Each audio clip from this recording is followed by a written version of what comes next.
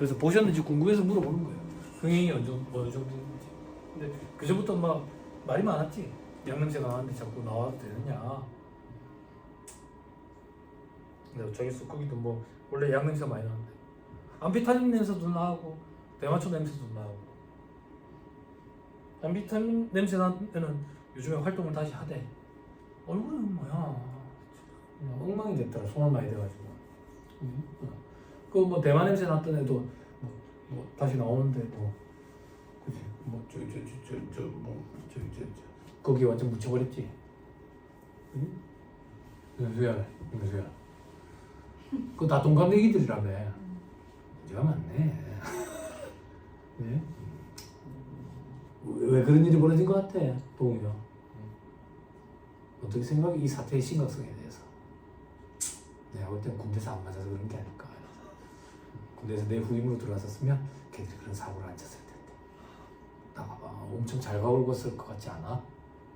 그치? 최고의 선임이 이랬겠지. 그치? 매일 저녁마다 뽀숑 게임을 시켰다고. 뽀숑 알죠? 고백 점프. 옛날 369라고 생각하면 돼. 근데 수준이 좀 더 높은 369. 어려운 거. 그래서 자연스럽게 간이과세. 간이과세자의 특징이 게 있죠. 그죠? 간이과세자는 원래 세금계에서 발급이 금지됐는데 이제 법이 개정이 돼서 발급을 하는 게 원칙이다. 다만 4,800에 미달하는 사람들 세금계에서 발급 못한다. 기억나죠? 그죠? 자 그리고 납부세액 일반 과세자는 매출세액에서 매입세액을 차감해가지고 납부세액을 계산하는데 간이과세자 계산 구조는 납부세액에서부터 시작을 해.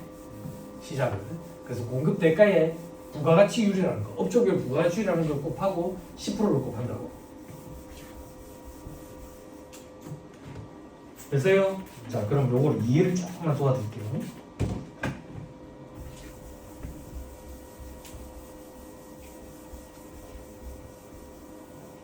자, 일반 과세자 부가세 계산 구조가 매출세액에서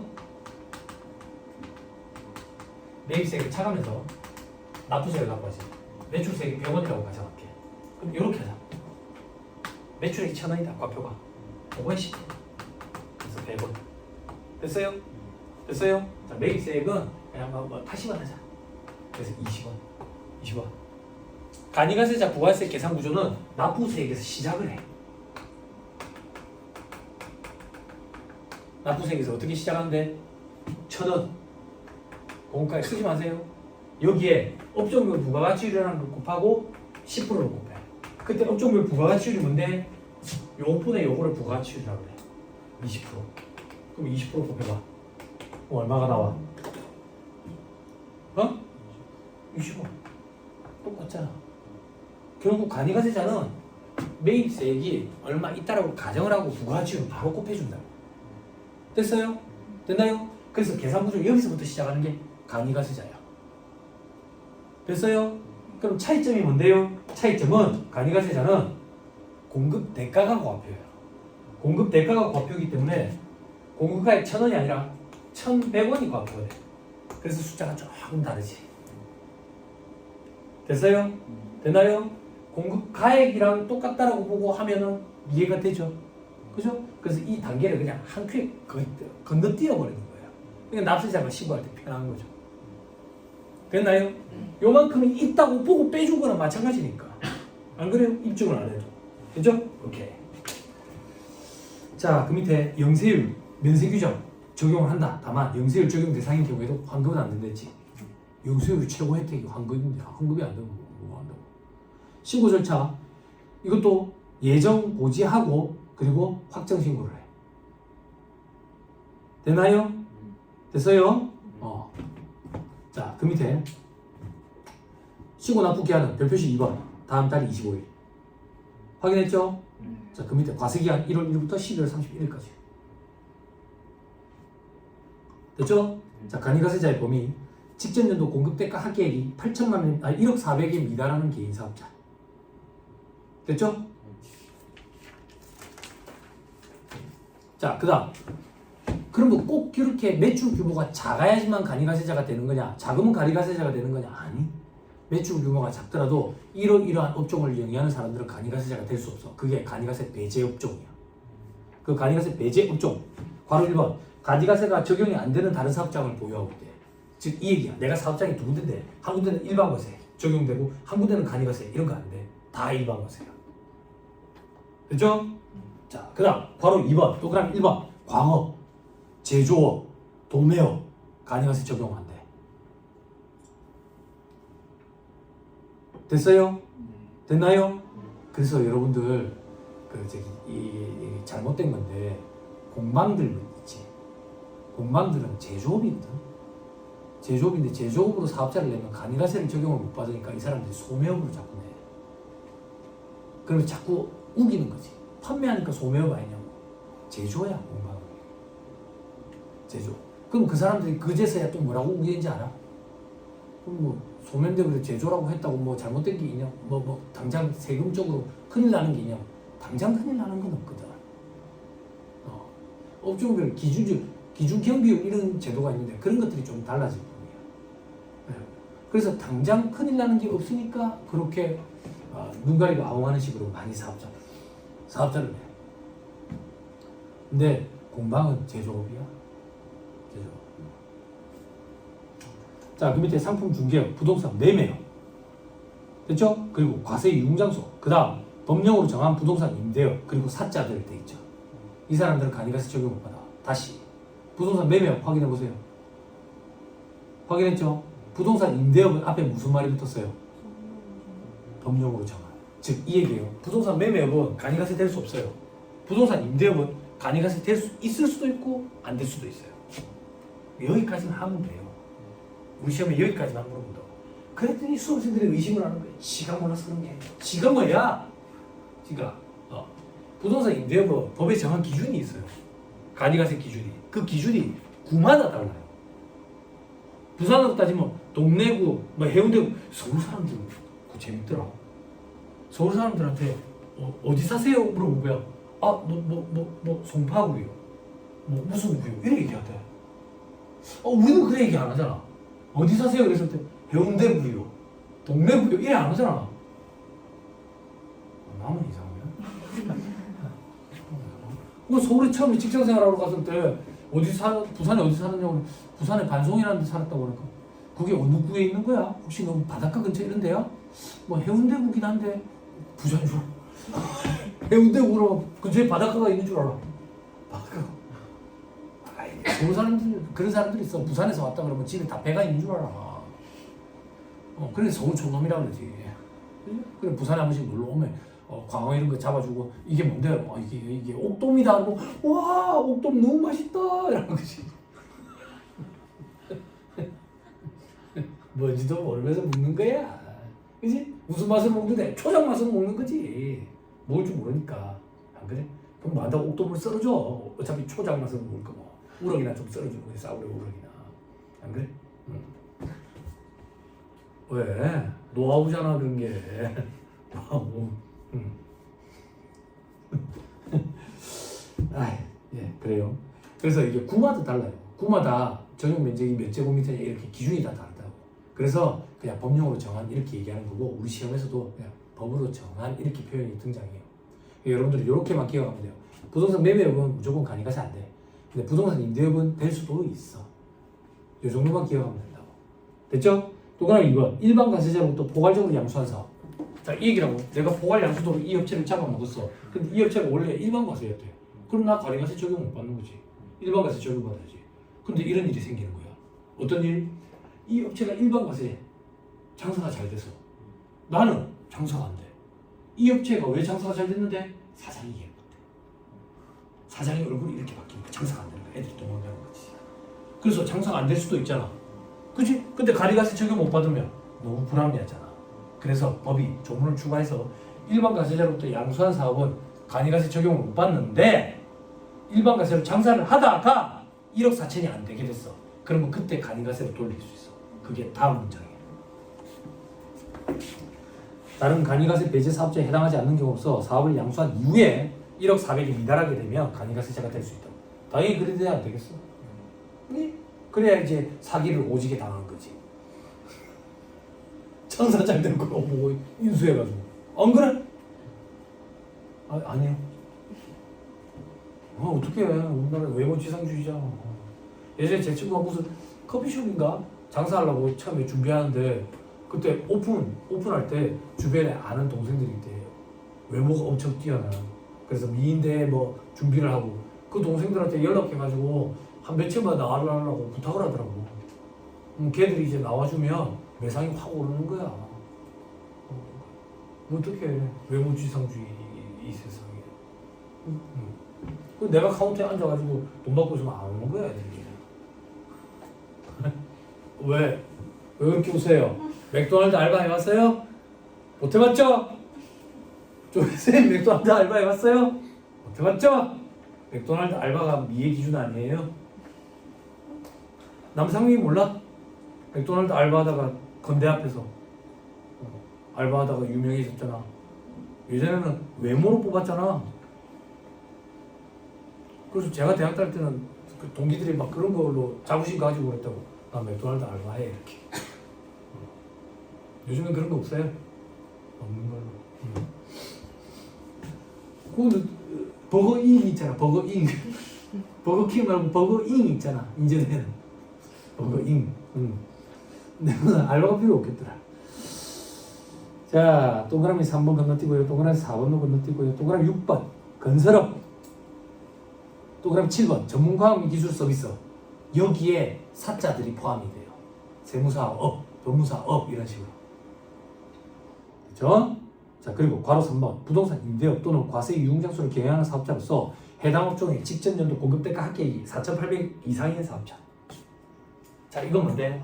봐봐. 원래 간이가세자 기준이 직전 연도 공급대가 합계액이 4,800만 원에 미달하는 개인 사업자였는데 그 4,800이 1억 400으로 바뀌었어.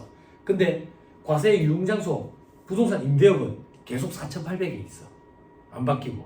그러면 이 업종을 영위하는 사람들은 4,800이 넘으면 간이가세가 적용이 안 되겠지. 무슨 말인지 이해했죠? 그죠? 되는 거 맞죠?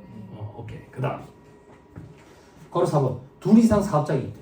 그럼 합계 기준으로 따져야 돼. 합계 기준으로 1억 400이 넘으면 안 돼. 됐죠? 근데 이 둘 사업장이 부동산 임대업, 과세 유흥장소면 합계 기준으로 4,800. 됐죠? 네. 자, 그 밑에 신규 사업자의 간이가세 적용 여부. 사업자 등록 신청할 때 간이가세 적용 신고서 제출하면 첫 해부터 바로 간이가세 적용받을 수 있어. 됐죠? 근데 첫 해에 간이가세 적용 신고서를 제출 안 했대. 안 했더라도 첫 해 장사했는데 1억 400이 안 되면 간이가세 적용받을 수 있어. 됐나요? 됐죠? 그게 밑에 칸. 됐죠? 결정 경쟁의 경우에 결정 경쟁한 공급 대가가 1억 400 이상인 개인 사업자는 결정 경쟁에 속하는 과세기간까지는 간이가세자로 본다. 됐어요? 자, 이게 무슨 말인데? 내가 작년에 간이가세로 신고를 했어. 근데 내가 세금 신고를 좀 누락한 거야, 매출을. 그래서 작년 그 세무조사 들어왔어. 세무조사 들어와가지고 매출을 다시 조사를 했더니 간이가세 기준이 아닌 거야. 기준이 아니야. 그러면 원래 과거에 있던 규정은 올해 7월 1일부터 일반으로 돌아갔어. 그럼 올해 1월 1일부터 6월 30일까지는 간이잖아. 요게 법이 개정이 돼가지고 올해 1월 1일부터 바로 일반으로 돌아가도록 개정이 됐어. 그게 요 얘기야. 결정에 속하는 과세기간까지만 간이가세자로 보니까 올해 1월 1일부터는 일반가세자로 돌아가는 거야.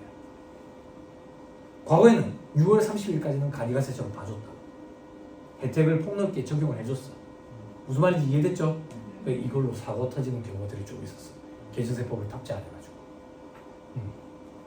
간이가세를 신고를 한 거지. 근데 세무서에서는 일반과세라고.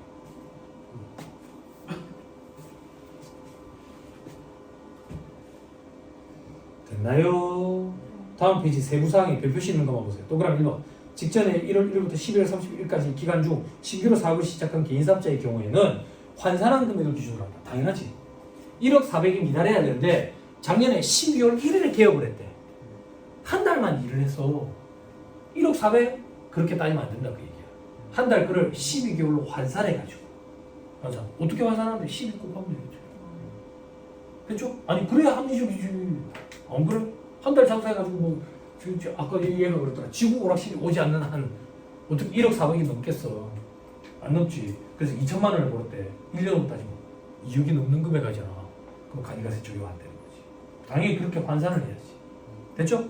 아니 방금 잠깐 쉬는 시간에 옆에서 내가 물어봤어. 여러분들은 아무도 얘기를 안 해서 유튜브 뭐냐고 그러니까 지구 오락실인데 지구에 있는 오락실.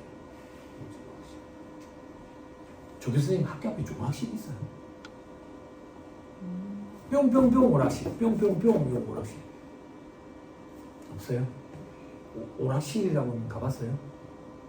아 정말? 조 교수님 모토솔로가 아니구만. 우리 오락실 가면 이제 여자친구랑 숨은 그림 찾기를 해야 될 거 아니야. 아니야? 너 해봤냐? 안 해봤어? 어떡해. 다음에 연애하게 되면 오락실도 가게 돼. 미리 오락실이 어디 있는지 사전에 좀 파악을 해놔. 그리고 숨은 그림 찾기도 좀 연습을 해놔야 돼. 갑자기 보면 잘 안 보여.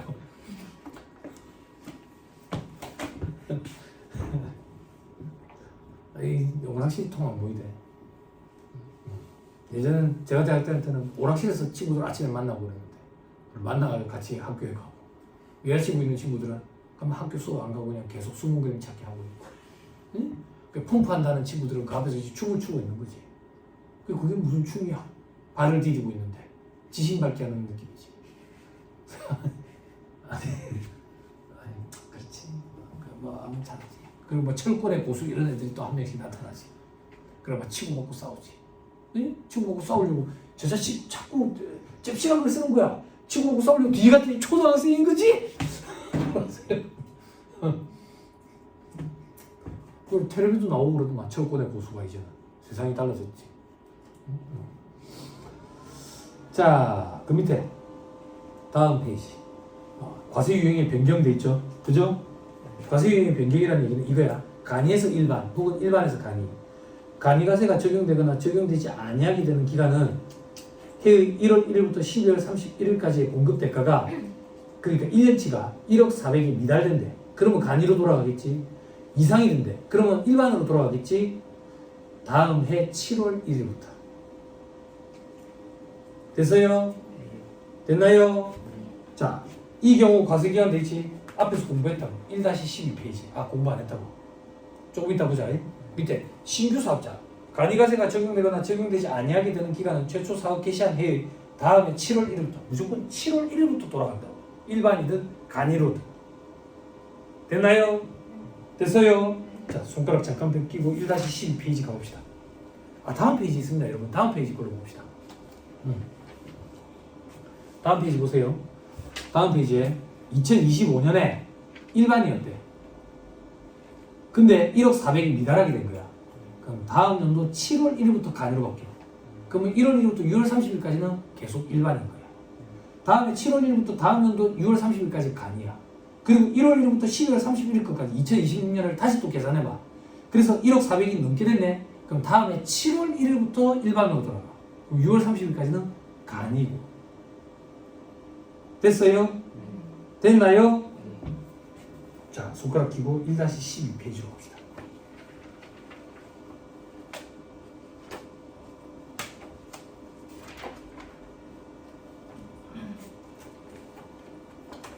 (1-12페이지) 찾았어요? 3번 과세 유형 변경의 경우 돼 있죠? 그죠? 밑에 동그라미 1번 일반에서 간이로 넘어간대. 언제부터 바뀐댔지? 7월 1일부터. 밑에 동그라미 2번 간이에서 일반으로 바뀐대. 언제부터 바뀐댔지? 7월 1일. 그죠? 그럼 1월부터 6월까지는 간이지. 그래서 위에 제목 보면 간이과세자 적용과세입니다. 무조건 7월 1일부터 바뀐다고. 이제 이해되죠? 봐봐, 기다리면 다 돼. 됐죠? 넘어가자. 돌아오세요. 자, 1-174페이지 182번 4월 1일 신규 사업자네. 과세 유형 변경 언제부터 되는데? 7월 1일부터. 그러면 4월 1일부터 12월 31일까지 장사한 거 있지? 이거를 12개월로 환산한 금액이 1억 400이 넘는지 그걸 따져보는 거지. 됐지? 어떻게? 9개월이니까 12 나누기 9로 하면 되겠지. 곱하기 12 나누기 9. 9개월 장사를 했으니까 9를 나누면 한 달 장사한 거지. 그게 12를 곱하면 1년 장사한 거지. 더 쉽게 안 돼. 더 쉽게 안 된다고. 됐죠? 그걸 가지고 1억 400 여부를 판단을 해서 다음 연도 7월 1일자로 돌아간다. 됐죠? 됐죠? 끈을 놓으면 안 돼. 끈을 놓으면 안 돼. 응? 줄을 잡아야 돼. 응. 자, 저 밑에 이번에 변경 절차, 변경 통지 관할 세무서장이 변경되는 과세기한 개시 20일 전까지 변경 사실을 통지해 준대. 그래서 사업자 등록증을 정정해가지고 과세기한 개시 당일까지 발급을 해준대. 됐나요? 20일 전까지 암기할 자신 있어요? 당일 암기할 자신 있어요? 너무 구석져. 암기 못해. 그럼 시험에 나오는 건 뭔데? 밑에 변경의 효력이야. 잘 따라와야 돼. 일반에서 간이로 바뀌었대. 일반에서 간이로 바뀌었어. 옆에 보니까 변경 통지와 관계없이 간이가세 적용돼 있죠. 자, 이건 뭘 의미하는 거냐? 제 설명을 좀 드려야 돼. 일반에서 간이로 바뀐다는 얘기는 결국 과세 유형 변경이 되는 거지. 변경이 될 때 관할 세무서장이 과세기한 개시 20일 전까지 변경 사실을 통지해야 된다고. 근데 만약에 어떤 사정이 있었는지는 모르겠지만 변경 통지가 늦어진 거야. 통지문을 못 받았어. 못 받으면 어떻게 되냐 이거야. 못 받으면 동그라미 1번 일반에서 간이로 넘어간다. 변경 통지 받았는지 안 받았는지 상관없이 간이로 돌아간다고. 왜?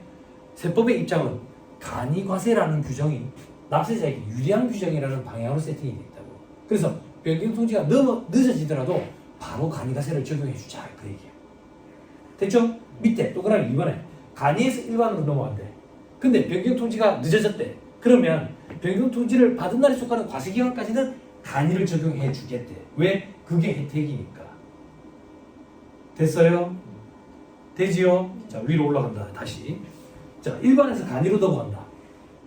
일반에서 간이. 변경 통지가 늦어졌다. 변경 통지 관계없이 바로 간이가세 적용한다 했지. 근데 옆에 보니까 부동산 임대업자이지. 부동산 임대업자는 변경 통지를 받은 날에 속하는 과세기간까지는 일반 과세를 적용해. 자, 이건 왜 그러냐 이거. 일반에서 간이로 넘어간다. 일반에서 간이. 일반일 때는 매출세액에서 매입세액을 차감해서 납부세액을 계산하거든. 이때 매입세액은 매입액의 10% 곱한 거지. 그치? 즉 매입세액에 대해서 공제가 돼. 그러면 간이가세자는 매입세액 공제가 안 되느냐? 돼. 되는데 조금만 돼. 몇 프로나? 5.5%만. 5.5%. 그럼 이렇게 생각하면 돼. 일반 과세자일 때는 매입세액이 100% 다 공제가 되는데 간이가세자일 때는 매입세액의 5.5%만 공제가 되거든. 그러면 100% 공제받았다가 5.5% 공제로 바뀌니까 차이 금액을 개내야 돼. 이걸 재고 납부세액이라고 표현해. 조금 이따 공부해. 근데 부동산 임대업자네. 부동산 임대업자는 부동산을 얼마나 많이 갖고 있겠어. 건물이라고 가정해봐. 그러면 건물을 샀을 때 매입세 공제받은 금액이 얼마나 크겠어. 이걸 개내야 되네. 통지도 안 해줬는데 갑자기 자금부담 압박에서 시달린다고.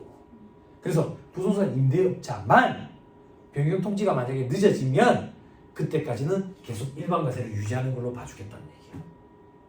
간이과세로 빨리 돌려버리면 도리어 불이익을 주는 거거든. 돼요? 스토리 어떻게 꾸몄는지 이렇게 암기를 해야 된다. 됐죠? 오케이, 됐다. 응? 됐습니다. 다음 계산 구조로 보자. 납부세액에서 시작한다 했다이. 그 밑에 재고납부세액이라는 걸 뭘 더하네. 그지? 그리고 공제세액이라는 걸 빼네. 됐어요? 자, 납부세액으로 가자. 납부세액. 과세기간의 공급 대가. 이게 과표라고 해. 여기에 부가가치율 곱하고 10% 곱해. 이 부가가치율은 국세청에 수십 년간 누적된 부가가치율, 업종별 부가가치율이라는 게 있어. 다음 페이지 참고사항 별표시 1번. 원칙에 보니까 뭐 3년간 어쩌고 저쩌고 이렇게 돼 있죠? 그죠? 암기하는 거 아니다. 시험 문제에 주어진다.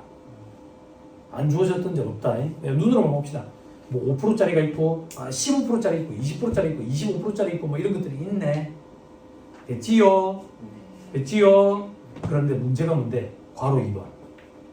부가가치율이 다른 둘 입장의 업종을 겸용한대. 즉, 내가 둘 이상의 업종을 겸용하는데 간이가세자야. 간이가세자. 예를 들어서 소매업과 제조업을 한대.